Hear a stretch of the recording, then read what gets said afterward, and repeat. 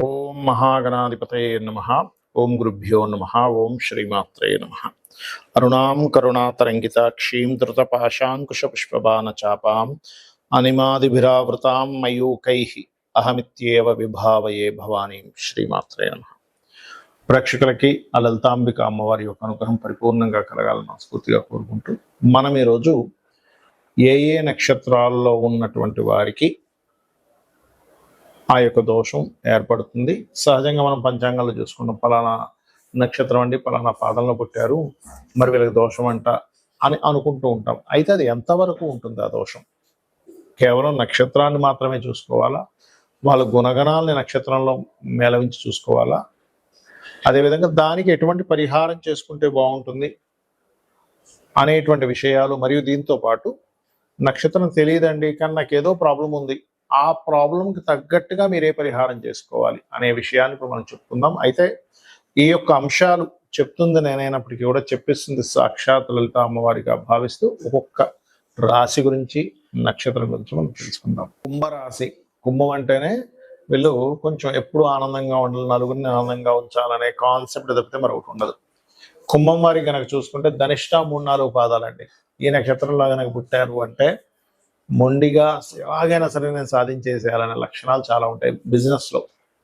మరి వీరు కూడా ఆంజనేయ స్వామి ఆరాధన కానీ సుబ్రహ్మణ్యేశ్వర స్వామిని కానీ ధ్యానం చేసుకున్నట్లయితే అద్భుతంగా ఉంటుంది వీళ్ళ లైఫ్. ఇక శతభిష నక్షత్రం చాలా అద్భుతమైన నక్షత్రం ఇది. శతభిష నక్షత్రం వీరికి ఏంటంటే కొన్ని భయాలు ఉంటుంటాయండి. చిన్న చిన్న విషయాలు అమ్మో అని భయపడుతూ ఉంటారు, ఉలిక్కి పడుతూ ఉంటారు. ఇవి కొంచెం అంటే చంద్రుడు రాహు నక్షత్రంలో ఉండి కుంభంలో ఉన్నాడుగా, అందుకని శతభిష నక్షత్రానికి ఈ లక్షణాలు కాస్త ఉంటాయి. అయితే వీళ్ళకి శతభిష నక్షత్రం వారికి కూడా ఏమిటంటే కొంచెం ఆశ, అంటే ఎటువంటి ఆశ, ఇంకోటి తీసేసుకుందామని కాదు, జీవితం ఖచ్చితంగా ఏదో రోజు బాగుంటుంది అనేటువంటి దాంతో వీళ్ళ లైఫ్ ముందుకు వెళ్తూ ఉంటుంది. కాకపోతే కొన్ని కొన్ని కారణాల వల్ల తల్లిగారు చాలా ఇబ్బందులు కూడా కొంత గురవుతూ ఉంటారు శతభిష నక్షత్రం వారికి.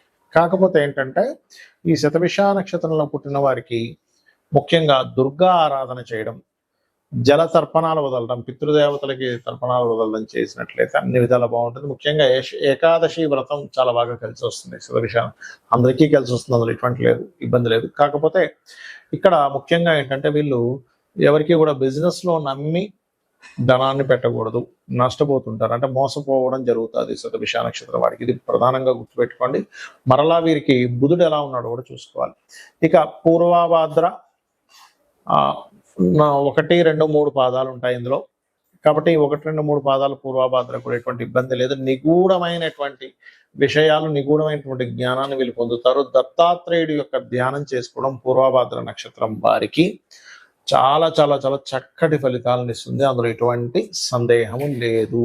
చాలా మందికి ఈ యొక్క గండంలో పుట్టాము కదా, ఇది ఎప్పటి వరకు ఉంటుందని సందేహం కలుగుతూ ఉంటుంది. చిన్నప్పుడు మాత్రమే ఉంటుందని, 12 సంవత్సరాల లోపల మాత్రమే ఈ నక్షత్ర గండం అనేటువంటిది నడుస్తూ ఉంటుంది. అందులో కూడా శిశువుకైతే శిశు సంబంధించినటువంటిది అంటే ఏంటి, లగ్నం పాడైనటువంటి మహాదశలు రావాలి. అంటే లగ్నం మీద పాపగ్రహ సంచారము, లగ్నాధిపతి వెళ్ళి పాపగ్రహాలతో కూడి ఉన్నటువంటి మహాదశ అంతర్దశలు రావడం, దానికి గోచారం అనుకూలించినప్పుడు మాత్రమే చిన్నతనంలో అనారోగ్యంతో బాధపడతారు. దానికి నక్షత్ర శాంతి మరియు అదే విధంగా ఆ గ్రహశాంతి, నక్షత్ర గ్రహశాంతులు, శివాభిషేకం చేసుకోవడము, ఇంట్లో ఏదైనా పారాయణం చేయడము, చండీ పారాయణం లాంటివి చేసుకుంటే క్లియర్ అయిపోతుంది. పెద్ద అయిపోయిన తర్వాత మీరు దాని గురించి ఏమిటి 1% కూడా పనిచేయదు, గుర్తుపెట్టుకోండి. ఇక తల్లికి తండ్రికి అన్నారనుకోండి, ఇందాక నేను చెప్పినట్టుగా చంద్రుడు పాడవాలి, రవి పాడవాలి తల్లిదండ్రి అయితే, అప్పుడు వాళ్ళకి సంబంధించిన దానము శాంతి చేసుకుంటే అక్కడ క్లోజ్ అయిపోతుంది. దాని గురించి జీవితాంతం మీరు బాధపడుతూ ఆలోచించాల్సిన అవసరం లేదు. మేనమామ గండం అంటారు కొన్నిసార్లు, అప్పుడు కూడా వీళ్ళకి బుధగ్రహం పాడవాలి. పిల్లల జాతకాలు బుధగ్రహం పాడవి, ఆడో స్థానం కూడా పాడైతేనే. అలాగా కండిషన్ చూసుకోకుండా ఊరికే మేనమామకి గండం అంటనే అనుకోవడానికి వీలు లేదు. ఇది ఖచ్చితంగా చెప్తున్నాను. మీరు కావాలంటే ఒక 10,000 జాతకాలు తీసుకొని రీసెర్చ్ చేయండి. నేను రీసెర్చ్ చేసి చెప్తున్నటువంటి అంశం ఇది ఖచ్చితంగా. అలాగే మరికొంతమందికి ఎలా ఉంటుందంటే వాళ్ళకి చిన్నప్పుడు నోట్ చేయరు, కానీ వాళ్ళకి ఏదో ఇబ్బంది వస్తుందండి, నాకేదో ఇబ్బంది ఉంది, నాకు తెలియట్లేదు, జాతకం లేదంటూ ఉంటారు. అలాంటప్పుడు 2 విధానాలుగా మనం తెలుసుకోవచ్చు. ఒకటి ప్రశ్న వేసి తెలుసుకోవచ్చు, అంటే వాళ్ళు అడిగిన సమయానికి ప్రశ్నలో వస్తుంది ఒకటి. ఇక రెండవది ఏంటంటే మనకున్న సమస్య బట్టి మనం తెలుసుకోవచ్చు. అంటే ఎలాగా, జీవితంలో అనీజీగా ఉంటున్నాను, ఎప్పుడు ఎవరి మీద ఒకరి మీద ఆధారపడుతున్నాను, నేను ఎప్పుడు ఎదగలేకపోతున్నాను అన్నప్పుడు లగ్నం ఎక్కడో పాడైంది, దశమం పాడైంది అని అర్థం చేసుకోవాలి. అలాంటప్పుడు మీరు ముఖ్యంగా చేయవలసింది ఏంటంటే లక్ష్మీ నృసింహస్వామి యొక్క ఆరాధన అద్భుతంగా పనిచేస్తుంది. అది మీకు లగ్నమా రాస ఏమక్కర్లేదు, లేదా హనుమత్ ఆరాధన మీకు ఖచ్చితంగా ఒక స్టేజ్కి తీసుకెళ్తారు స్వామివారు. కాబట్టి నమ్మకంగా చేసుకోండి. ఇక రెండవది ఏమంటే నాకు ఫైనాన్షియల్గా చాలా ఇబ్బంది ఉందండి అంటే మీకు గనక జాతకం తెలిస్తే, మీ జాతకం ఉంటే గనక రెండవ భావం ఎలా ఉందో చూసుకోవాలి. రెండవ భావాన్ని ఏ గ్రహాలు కబలించున్నాయి, ఏ గ్రహాల మధ్య ఉంది, పాపకత్తెరలో ఉందా, లేకపోతే దానికి వ్యతిరేకమైనటువంటి మహాదశ ఫలితాలు జరుగుతున్నాయి చూసుకోవాలి. అలాంటప్పుడు లలితా సహస్రనామాల్లో చక్కగా మీరు ఓం సంపత్కరి సమారూఢ సింధుర వ్రజసేవితాయ ఏ నమః అనుకోవచ్చు. అదేవిధంగా ఓం ధర్మాధ్యక్ష ధనాధ్యక్ష ధనధాన్య వివర్ధనీయే నమః చదువుకోవచ్చు. అలా కాదండి, కొంతమంది అంటుంటారు ఏమండి మాకు అన్నదమ్ములతోని అక్క చెల్లెలతోనే నా జీవితం అంతా పాడైపోయింది, మరి ఇప్పుడు ఎలాగా, నాకు వాళ్ళ నుంచి ఇంకా విముక్తి కలగదా. ఇక్కడ మనం అర్థం చేసుకోవాల్సింది ఏమిటంటే అసలు వీళ్ళతో ఎందుకు వస్తుంది గొడవ, పూర్వజన్మల నుంచి వస్తున్నటువంటి వాసన అది. పూర్వజన్మల్లో మీరు ఇబ్బంది పెట్టుంటారు వాళ్ళని, అందుకని ఇప్పుడు ఈ జన్మలో వారు మిమ్మల్ని ఇబ్బంది పెడుతున్నారు అనే విషయాన్ని అర్థం చేసుకొని వాళ్ళతో మొట్టమొదటిగా చేసుకోవాల్సిన రెమెడీ ఏంటంటే మీరు ఫస్ట్ గొడవలు మానేయాలి. చేస్తున్నా కొద్దీ జన్మలు జన్మలు వెళ్తూ ఉంటుంది, గుర్తుపెట్టుకోండి.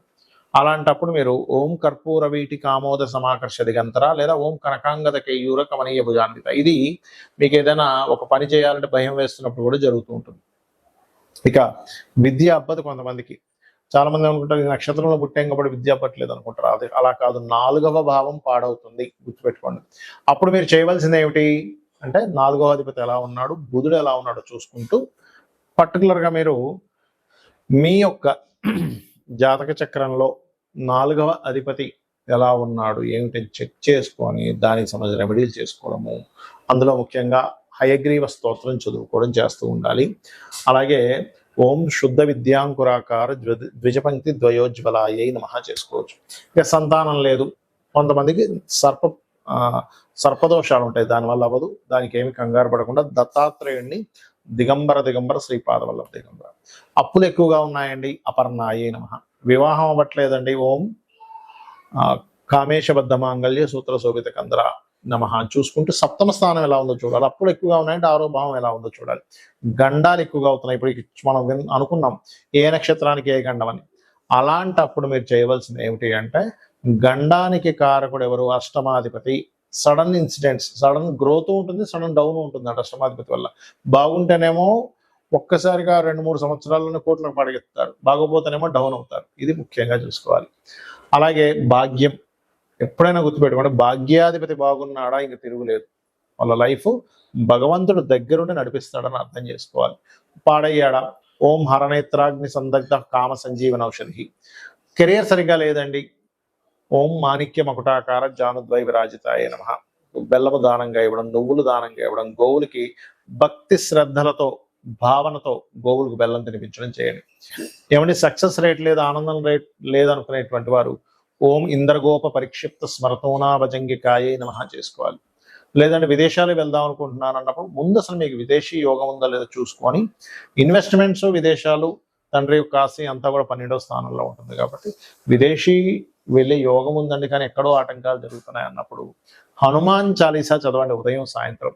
ఖచ్చితంగా మీకు ఆ స్వామివారు మీకు ఏదైతే అవయోగంగా ఉందో ఆ యొక్క అడ్డును తొలగించి మీ యొక్క సంకల్పం నెరవేరేలా చేస్తారు. శ్రీమాత్రే నమః.